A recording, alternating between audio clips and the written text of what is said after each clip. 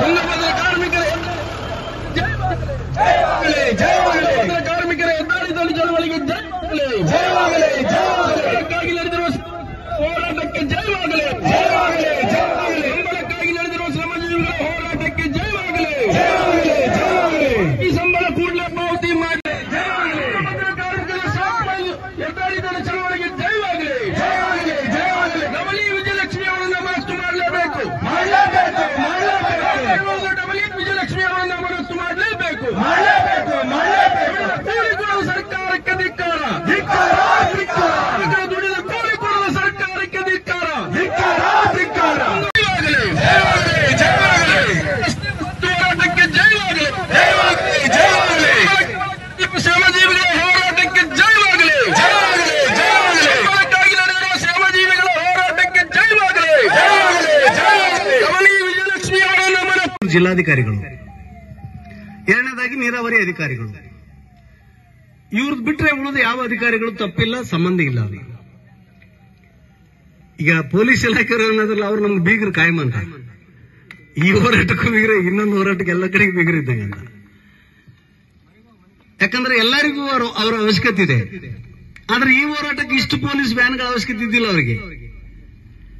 ಯಾಕಂದ್ರೆ ಬಿಸಿಲಲ್ಲಿ ಎಲ್ಲರನ್ನ ಡ್ಯೂಟಿನ ಕಿತ್ತಿಲ್ಲಿ ಹಾಕ್ಬೇಕಾದ್ರೆ ಇಷ್ಟು ಫೋರ್ಸ್ ಹಾಕುವಂತ ಅವಶ್ಯಕತೆ ಇದ್ದಿಲ್ಲ ಅಂತಿಲ್ಲ. ಇದರರ್ಥ ಏನು? ಇವತ್ತಿನ ಹೋರಾಟದ ಎಸ್ಟಿಮೇಷನ್ ಪ್ರಾಪರ್ ಆಗಿ ಅವರು ಸಿಕ್ಕಿಲ್ಲ ಅಂತ.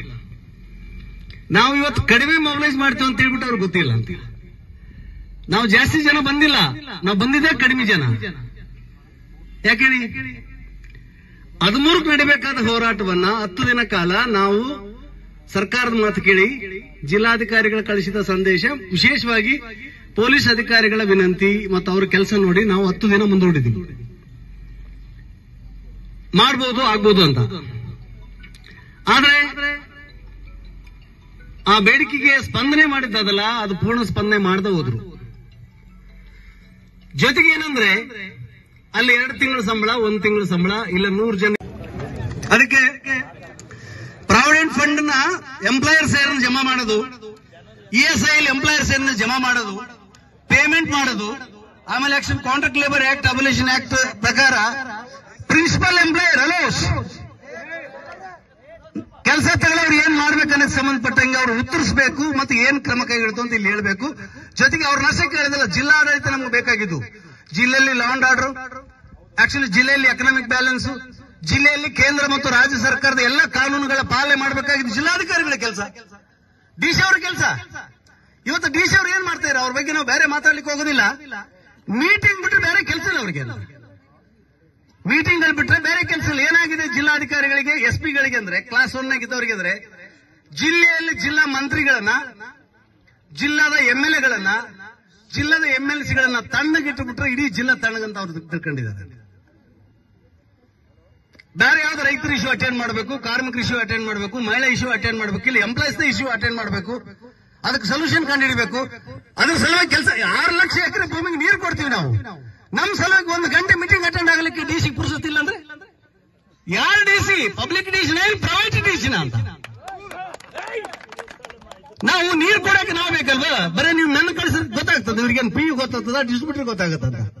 ಈಗ ಶುರುವಾಗತ್ತೆ ನೀರಿಂದ. 20 ತನಕ, ಏಪ್ರಿಲ್ 20-25 ತನಕ ನೀರು ಬೇಕಂದ್ರೆ ರೈತರು ಹೋರಾಟ. ನೀವು ಬಂದ್ ಮಾಡಿಕೊಂಡ್ರೆ 10ನೇ ತಾರೀಕಿಗೆ ಫೀಲ್ಡ್ ಗಿರೋ ನಾವು ಮತ್ತು ಪೊಲೀಸ್ನವರು ಯಾಕೊಂದು ತಾಸು ಟೈಮ್ ಸಿಗೋದಿಲ್ಲ. DC ಅವರೇ ನಮ್ ಸಲುವಾಗಿ ಮಾತಾಡೋ ಸಲುವಾಗಿ ನಿಮಗೆ. ಅದಕ್ಕೆ ನಾವು ಈ ಮನವಿ ಪತ್ರ ಕೊಡ್ತಿರೋದು DC ಅವರಿಗೆ, copy to executive engineer, superintendent engineer, chief engineer. So ಇದಷ್ಟು ವಿಷಯ. ಜೊತೆಗೆ ಇನ್ನೊಂದು ಸ್ಪಷ್ಟ ಮಾಡಬೇಕಾಗಿದೆ. ಕಳೆದ 2 ವರ್ಷಗಳ ಕಾಲ ಸತತವಾಗಿ ಹೋರಾಟ ಮಾಡಿ ಮಾಡಿ ಮಾಡಿ ಈ ವರ್ಷ 12 ತಿಂಗಳ ಟೆಂಡರ್ ಮಾಡಿಸಿದೀವಿ ನಾವು. ಕಾನೂನು ಇದೆ, ಅದು 12 ತಿಂಗಳ ಕೆಲಸ ಅಂತ. ಸೀಸನಲ್ ಅಂದ್ರೆ ನೀರಿದ್ದಾಗ 1 ಪೀರಿಯಡ್, ನಾನ್ ಸೀಸನ್ ಅಂದ್ರೆ jungle cutting, seed, canal maintenance ಸಲುವಾಗಿ 1 ಪ್ಯಾಕೇಜ್, 2 ಪ್ಯಾಕೇಜ್ ಸೇರಿಸಿ 12 ತಿಂಗಳ ಈ ಸುಡಾ ಬಿಸಿಲಲ್ಲಿ ನಡದಾರಿಯಲ್ಲಿ ನಾನು ಕೈ ಎತ್ತಿ ಹೇಳ್ತೀನಿ 12 ತಿಂಗಳ ನೋಟಿಫಿಕೇಶನ್ ಆಗಿದೆ.